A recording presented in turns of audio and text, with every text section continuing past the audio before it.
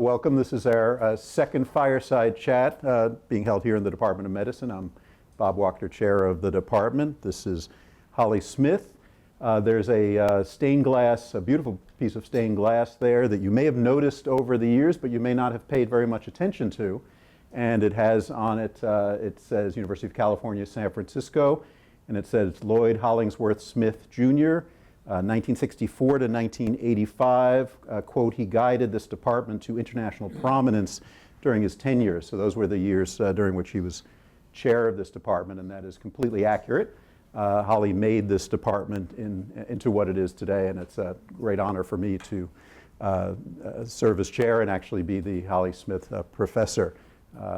Hyperbole, but anyhow. Remarkable. And so, Holly, thank you so much for doing this. Let's go ahead and get started. All right. Tell us a little bit about your upbringing. Well, I'm from a small town in South Carolina, in the Piedmont area, and was born in, just for sake of everybody here, in 24.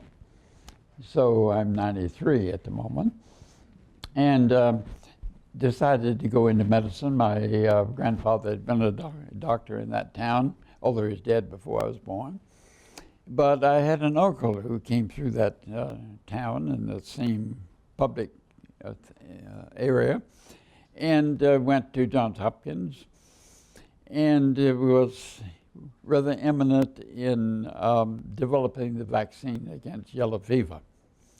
And in fact, his colleague won the Nobel Prize for that and commented on his contributions. So he took it to Central and South America and proved its usefulness. And it sounded like a very interesting career to me, so he was one of the ones who moved me in that direction.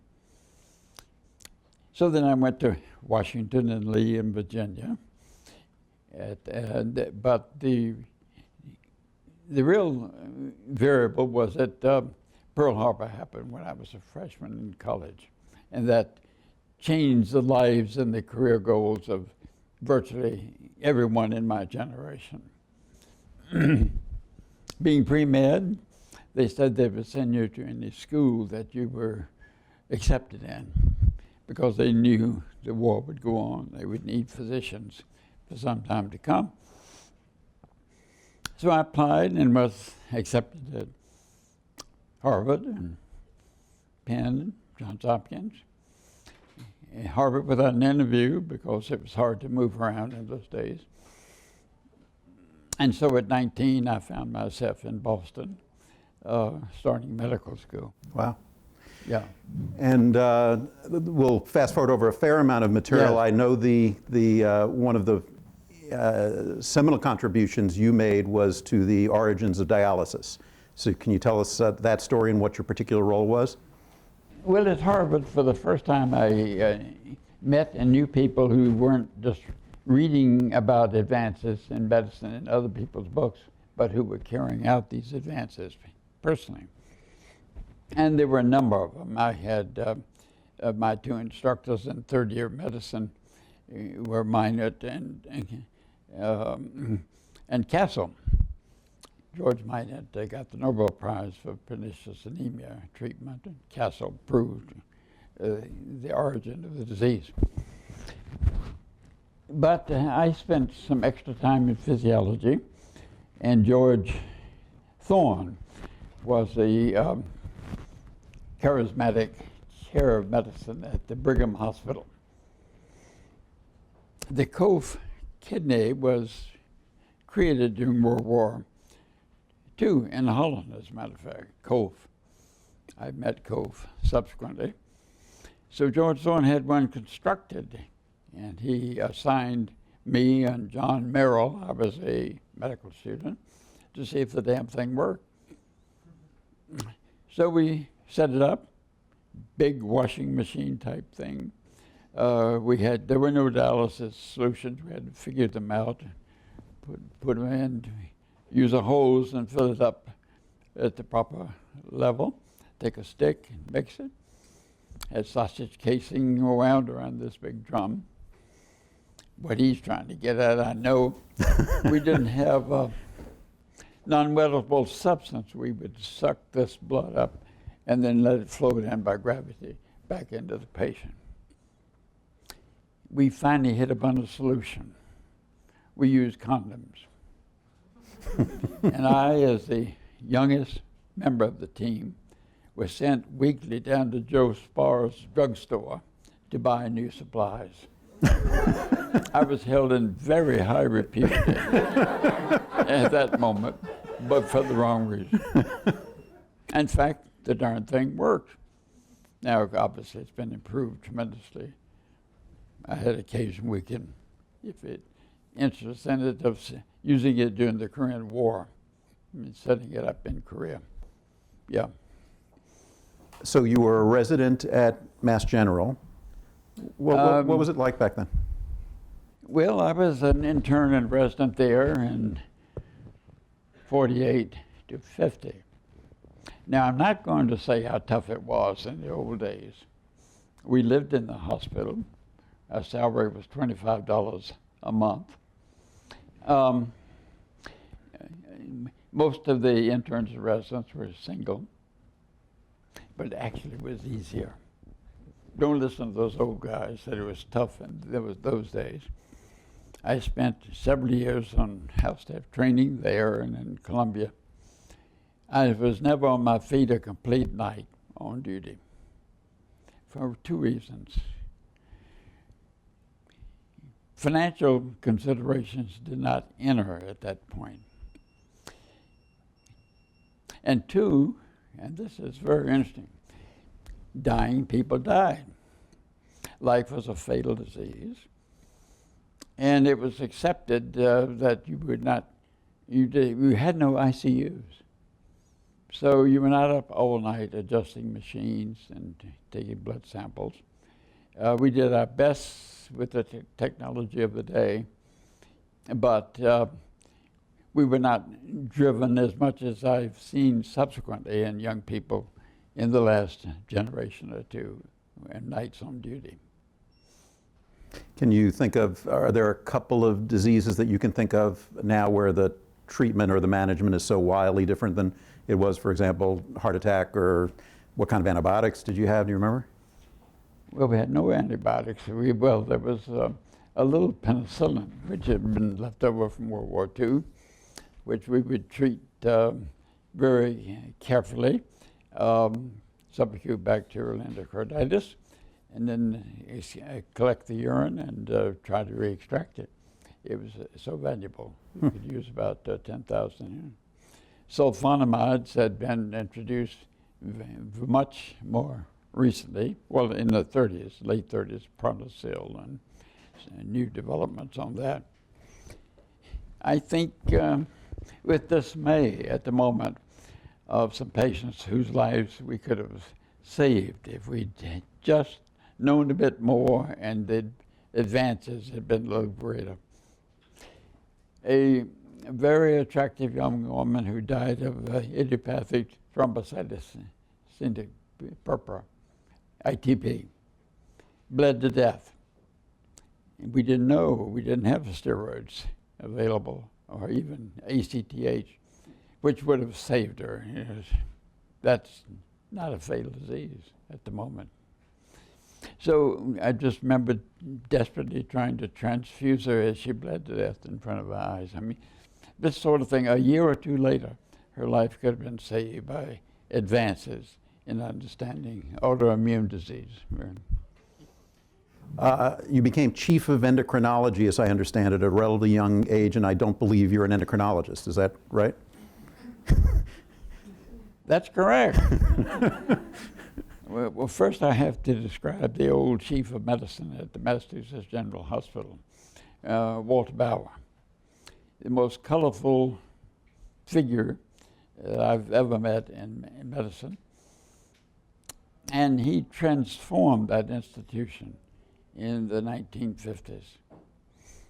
He believed that anyone well-trained in science and well-trained in general internal medicine could learn specialists. they could be picked up and learned later. And he acted on that. So 2 years after I was chief resident, he called me in. He said, "Holly, I think you can make it in academic medicine. I'm going to make you chief of endocrinology to follow the great Walter Bauer. And I'm sorry, Fuller O'Brien, who had been incapacitated with Parkinson's disease." He said, "I'm going to give you 5 years."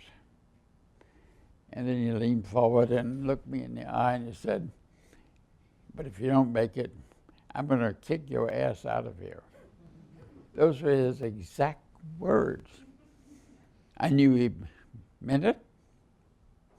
I knew he believed in me and he would support me. But by God, if I didn't measure up, I was out of there.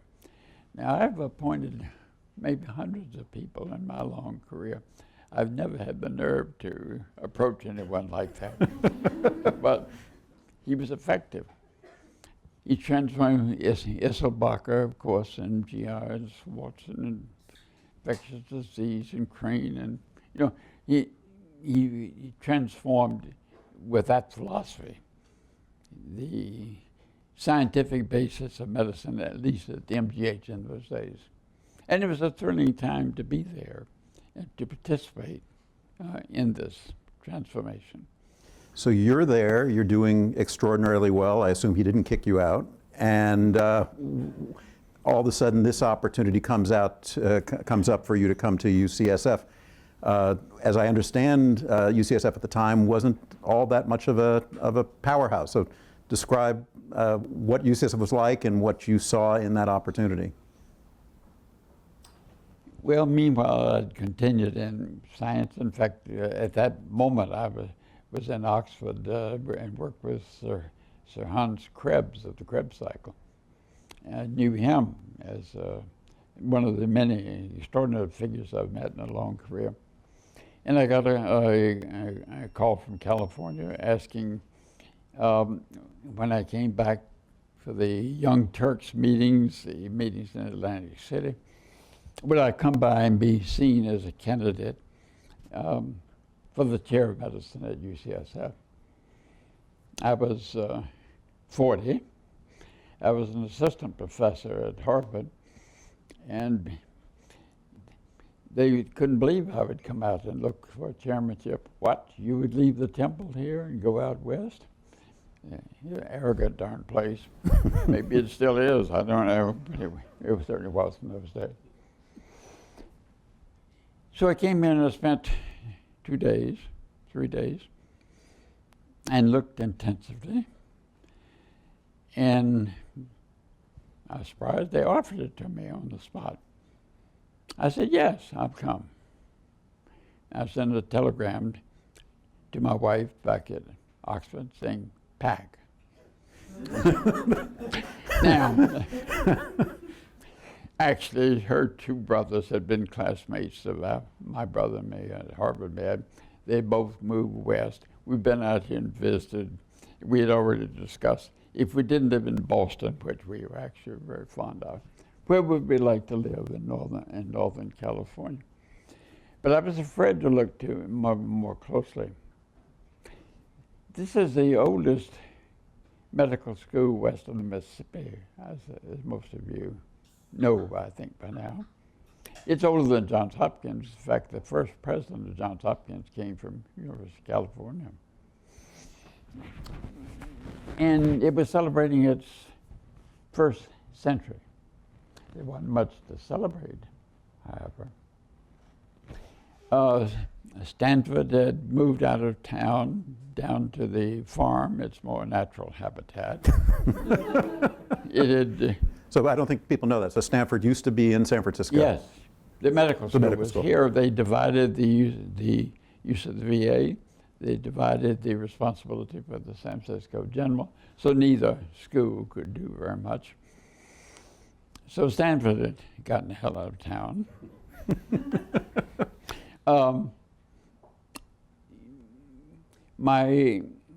the support from the state was actually rather substantial compared with what. In fact, I asked, well, why do we have such a small department? There were about 50. They said, well, the state won't give us any more FTEs. Well, I happen to know that Mass General had 3 because I ran the budget of the Department of Medicine there for a while. So that didn't impress me much. And here was this wonderful city. And the jet engine had been introduced into aircraft travel. Now that's not trivial, because rather than grinding 10 hours to go east or go to the NIH to do things, a sense of isolation, it was 5 hours. So that, all of these things were there, and there was malignant complacency in charge, malignant complacency, very dangerous. They thought they were good. Clark Kerr had become president of the university, and he and the first Governor Brown were throwing up new schools. California was booming in some ways, inappropriately with free speech movement, maybe.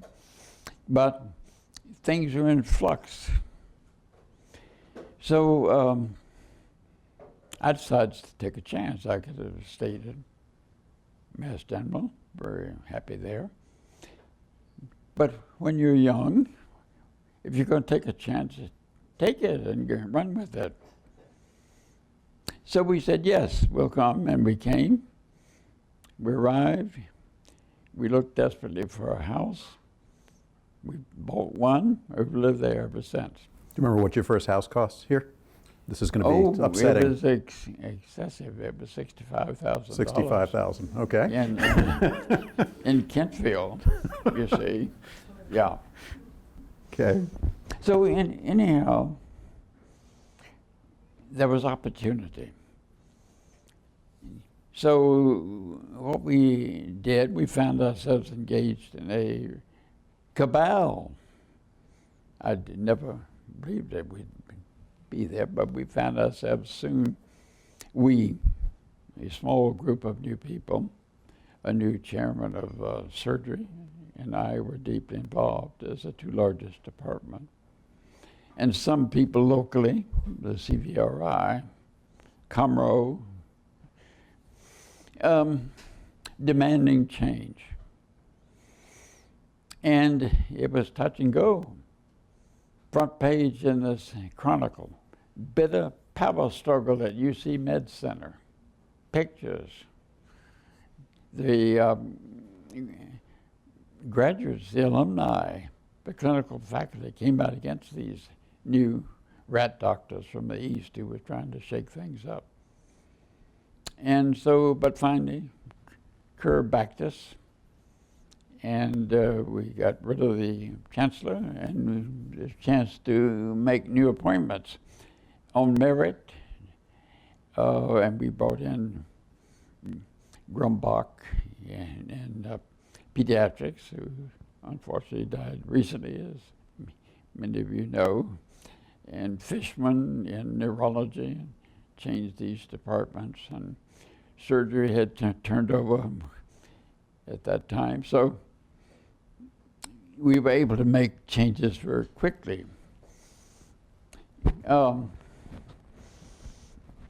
And brought in new people more interested in research as well as patient care. Was that as you talk about the cabal, and I'm trying to picture myself making a move 3,000 miles where you felt like the culture wasn't a very good culture with this malignant complacency. In some ways, it was dependent on you changing the leadership and changing the attitude. How did you know you were going to be able to do that? I didn't, but it was worth a shot. If you're going to make a change and take a chance, that is the time to do it, when you are young and feisty and if it didn't fail, you could go elsewhere. In fact, at the same time, I was offered the chair at UC San Diego to weigh against it. It was just a new school being created at that time. So I thought the potential was here with this luminous city, good public support, tied in with Berkeley, which was obviously a superb public university. And why couldn't we be the medical equivalent of Berkeley in this area? So we jumped for it and took some risk, and it seemed to go. Now, my own contributions, I think it may be in many ways, were in basic science. I was a member of I'd spent 3 or 4 years in organic chemistry and laboratory science. I was a member of the American Society of Biological Chemists and was made chair of the search committee for redoing the basic science aspects. And after devious and prolonged search, we managed to bring in Bill Rutter. Everyone here should know the name of Rutter, who has been a tremendous addition to this area and is still at it. The rascal's still running around setting up companies. That he's 88 now, a very close friend of mine, and Gordon Tompkins. And they set up a revolution so that within 15 years, rather than having one member of the National Academy of Science here, I think there were 40. So it was really the beginnings of the biotech movement. Exactly. And Nobel Prizes. Recombinant DNA, which should have won the Nobel Prize, but in fact did not. Oncogenes, for example, and the whole atmosphere of the scientific community was turned around. And in fact, they said that one of the junior members of the Department of Biochemistry got so scientific, he sent 2 of his children to Sunday school and he kept 2 home as controls. I don't know that that actually happened or what the outcome of that was. But meanwhile, in the clinical sciences, Dr. Dunphy, who was a new chair of surgery, and I flew to Washington and went to the VA and said, we don't want to be associated with a second-rate institution. Unless you put some new resources in this, we're going to pull out. Now, we may have been bluffing. But the VA at that time was advertising, trying to fill its complement of health staff. So they backed us. And I was able to bring in Marvin Schlesinger, who everybody should know. Unfortunately, he's in bad health. But he had been passed over as chair at Cornell through anti-Semitism. And he was a classmate in medical school. And he was able to come out. And he and his close associates transformed the VA. It's a very academic institution, as you know. And then we approached the city and sort of wrestled control of the appointments at the San Francisco General. Recruited new leadership there. And once that happened, we were able to set up the 3-hospital system, which is the strength of the clinical program at this institution.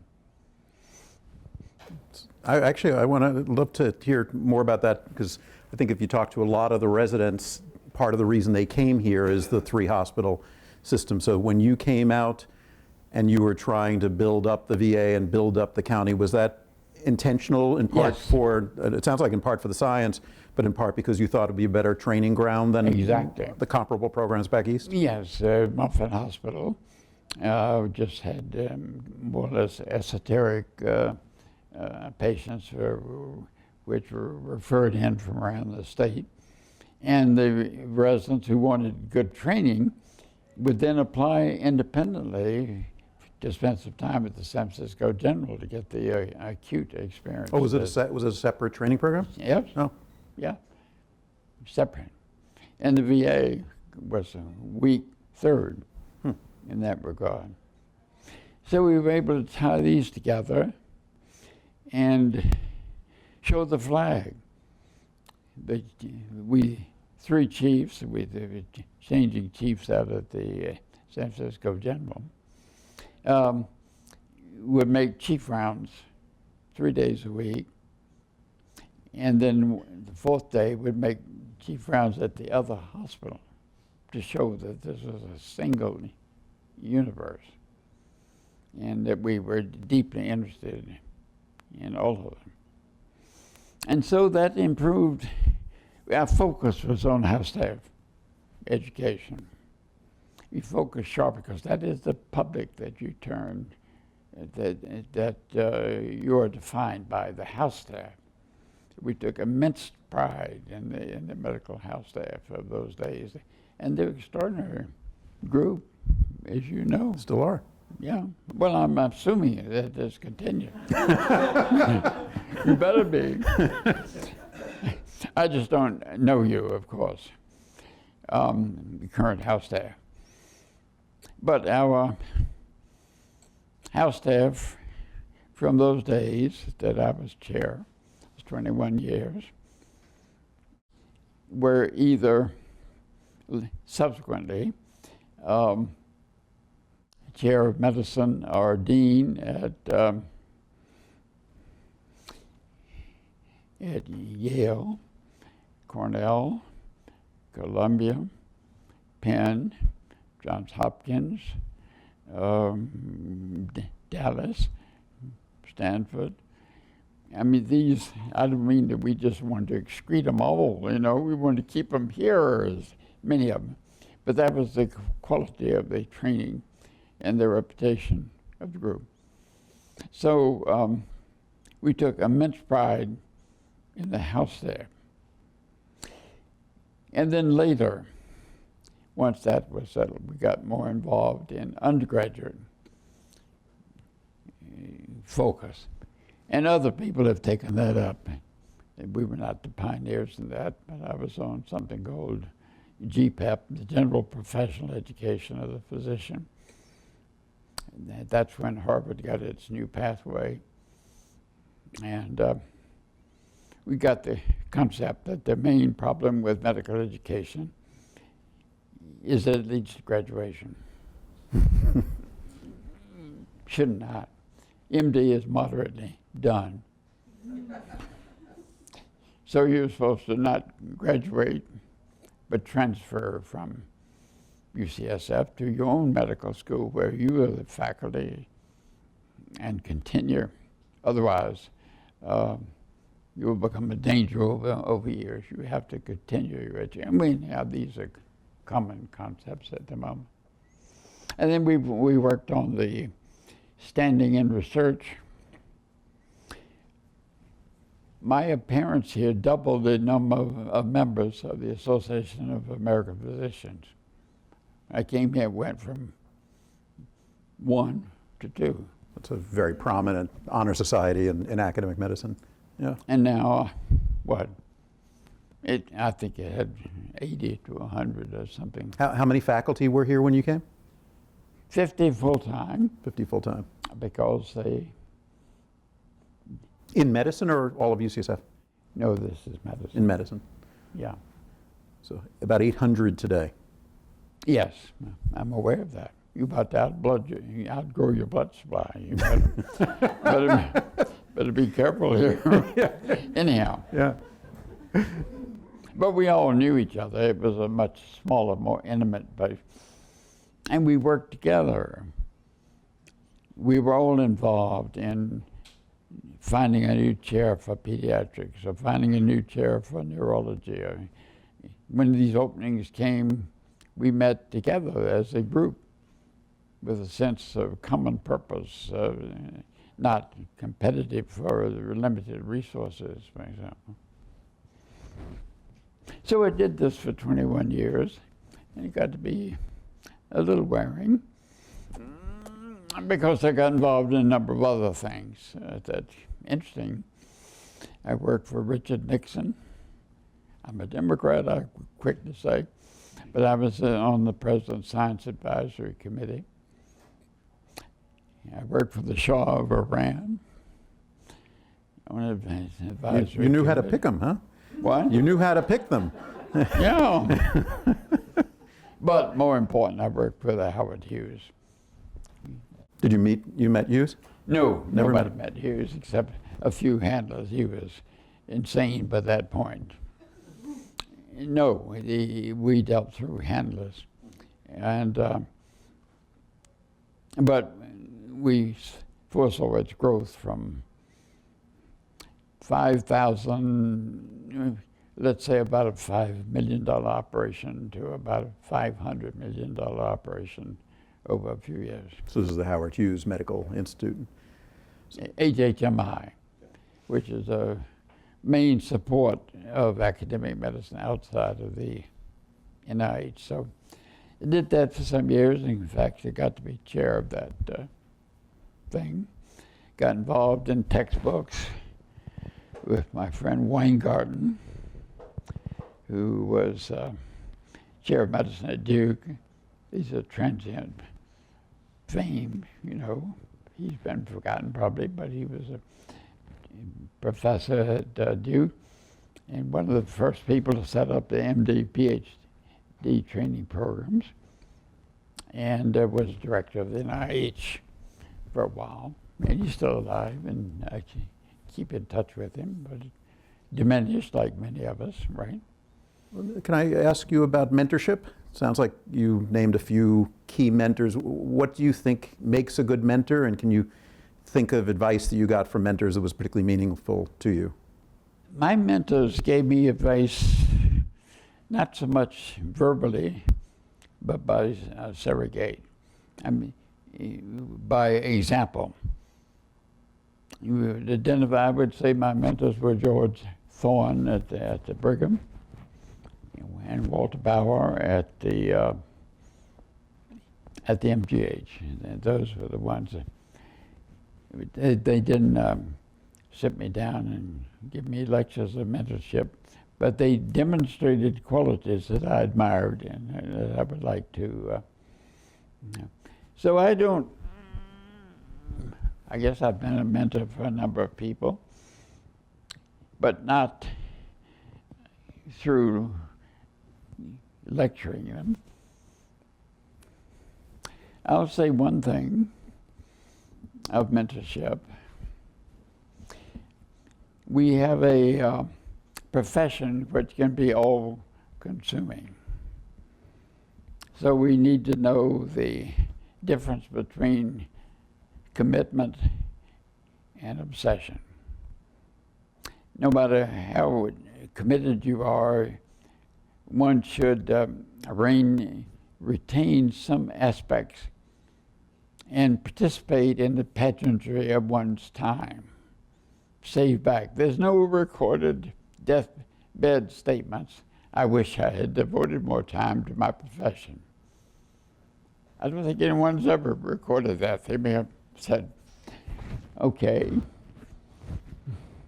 I wish I'd spent a little more time with my family and friends and participating in what's going on in the world during their time. So I've had a number of people who I've admired, and not all of them were older people. Some were younger, who are, younger than, well, everybody's younger than I am now for practical purposes when you come down to it. So I think the thing to do, you are, and I was, member of a wonderful profession with so many opportunities in so many directions. I want you to go for it and enjoy it, but save back a core of your being and not become obsessed by it. I happen to have not a family, but a biomass. So how many children, grandchildren, and great-grandchildren now? 6 children, 17 grandchildren, and I have to kind of count how many great-grandchildren because it changes. I think currently only about 5. Yeah. Now, one thing you are best known for are your Holly Smith-isms. They're little sayings that are kind of words to live by. Do you have any favorites, and how did you come to doing that? I didn't make most of these up. I heard them from other people and happened to have a long memory for them, I guess. Yeah. Well, the advice I got from one of my friends when I was coming out here says, I'll teach you the secret of success. Dress British, think Yiddish. Now, I've been working on that one for a long time. As a lapsed small-town Calvinist Southerner, I haven't quite figured that one out yet. Mm-hmm. Yeah. But there are all things to be Peter Pan principle. If you get an administration, most things peter out, but some will pan out. So keep trying. Try new things and see what sticks and what does not.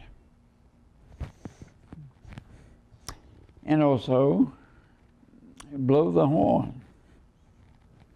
You have to get out there and play well, I shouldn't call it a game, but play the profession with the young people.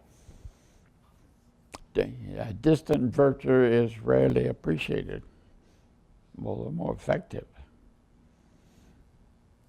Blow the horn, or somebody might use it as a funnel. Yeah. And a lot of little things like that are attributed to me, but I picked up from other people. Mostly I did. One of my favorites was, I remember you began saying, I've reached the age that when I reach down to tie my shoes, I ask myself, is there anything else I need to do as long as I'm down here?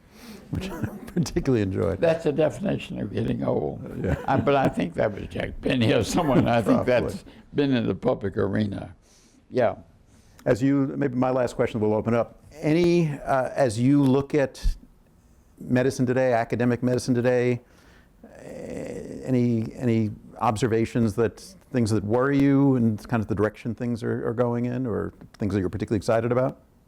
Well, obviously it's very successful with the new science, the way skipping up and down the DNA and stitching it here and cutting it there. And I mean, what can be done now in an afternoon by a postdoc who would have won the Nobel Prize many times over when I was involved in science and spent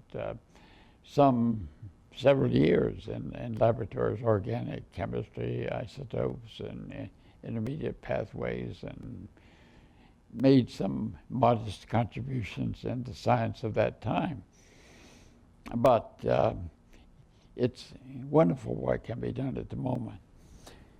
What does worry me a little bit in academic centers is that we're getting so big.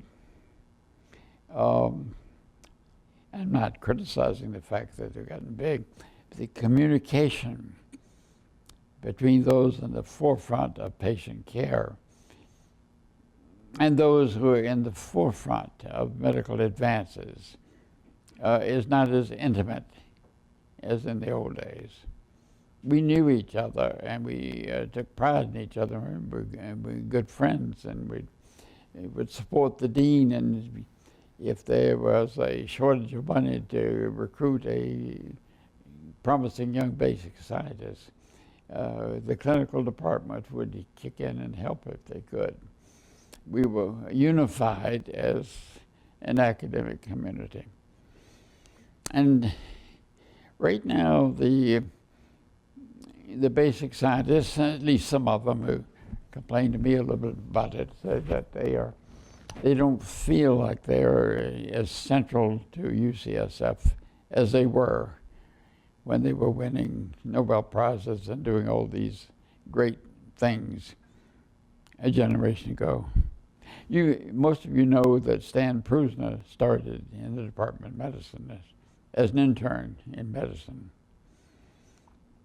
And you know who Prusner is. And he won the Nobel Prize for prions, and probably the most revolutionary finding, a revolutionary contribution that's come from this place.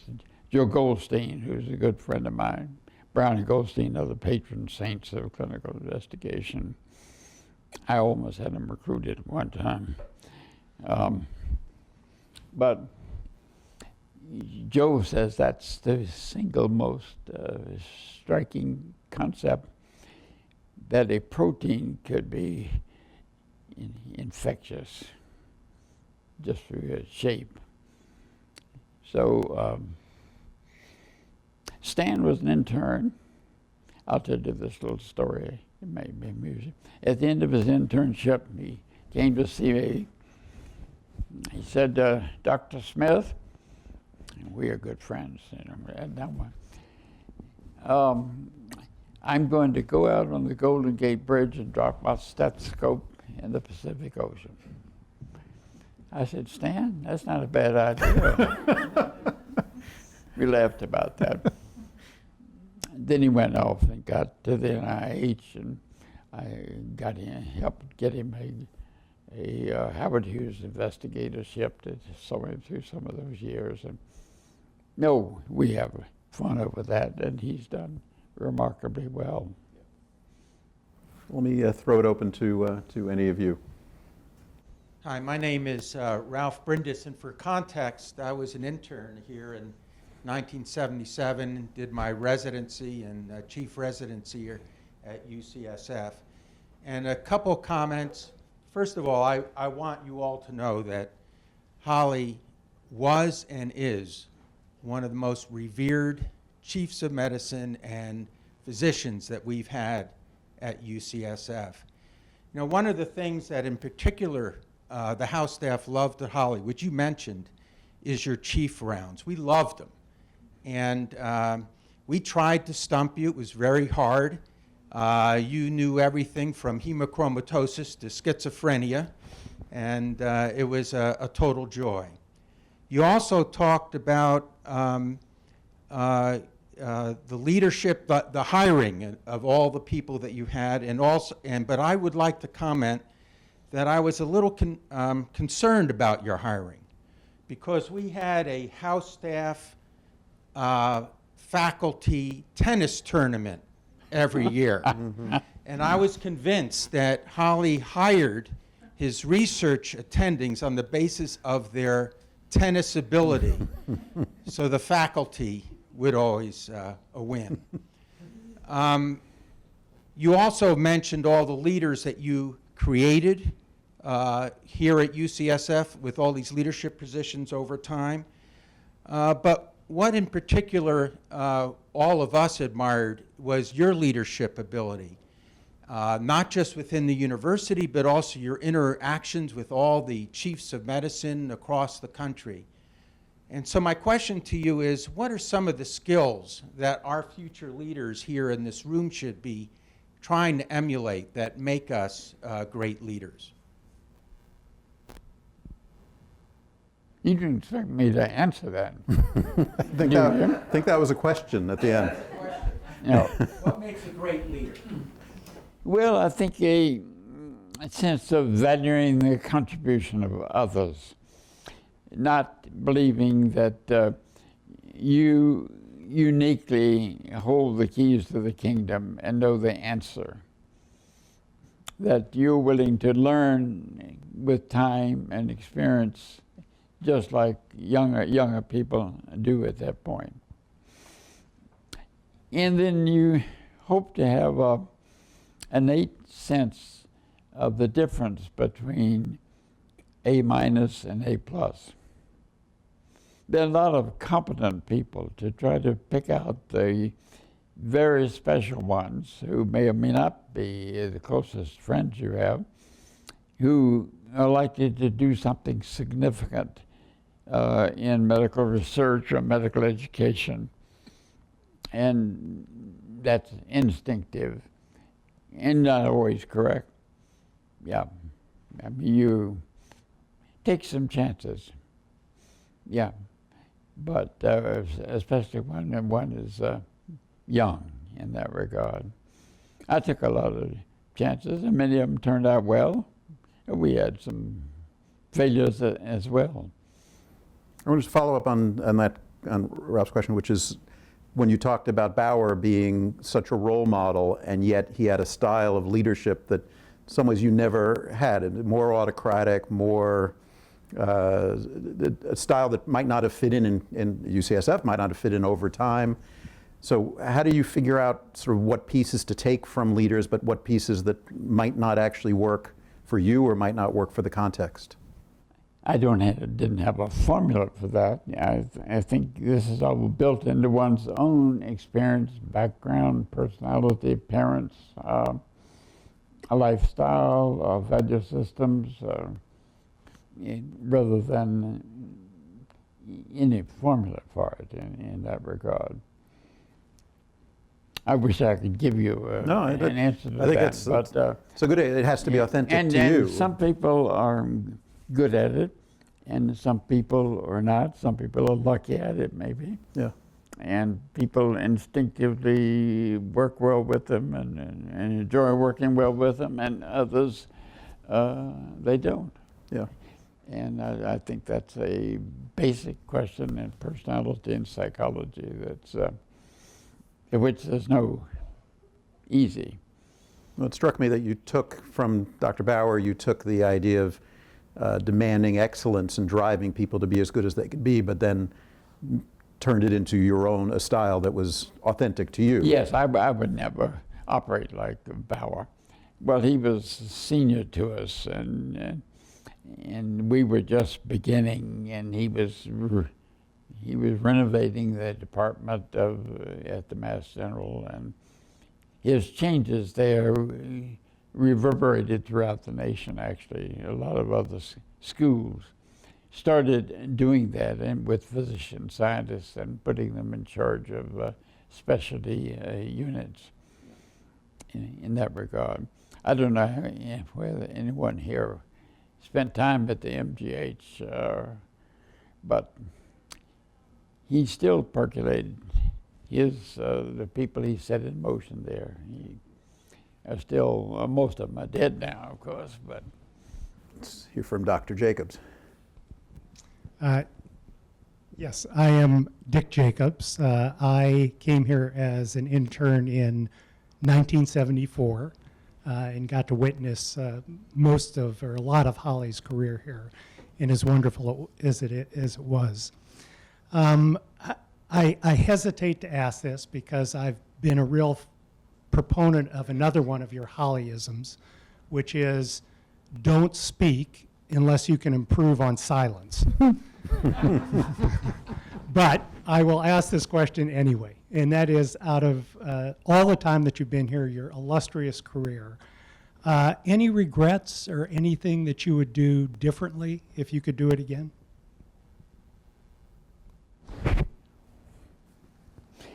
Well, not in the gestalt, and not in the overall, any deep regrets. I think we, at the moment, did the right thing in this to help allow this institution to reach its potential, or start to reach its potential.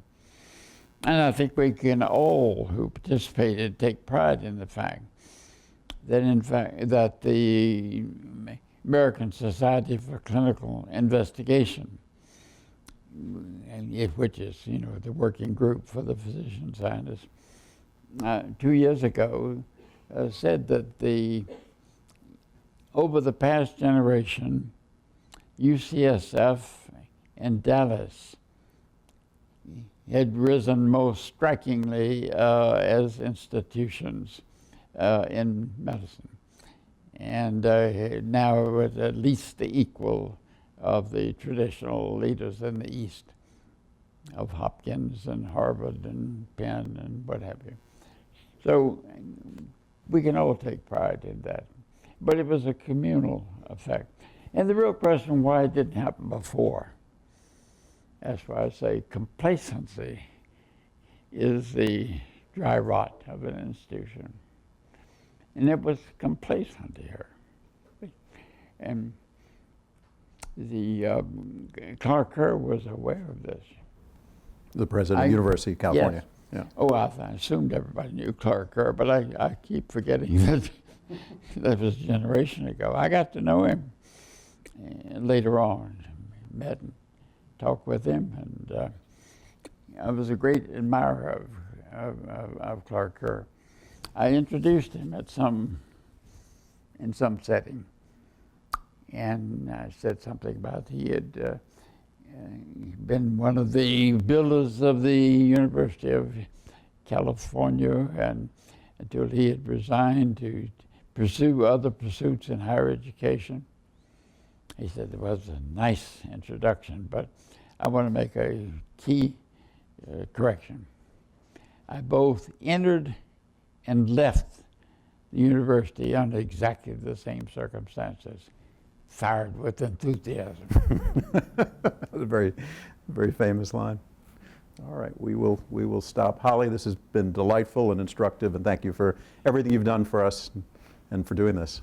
Well, it's been a great privilege of my life to have this part of my career, most of my career, at UCSF, and to be associated with so many gifted and talented people who collectively have done this. It's not, I happen to be beating the drums, but it was a community affair, right? Great. Thank you so much.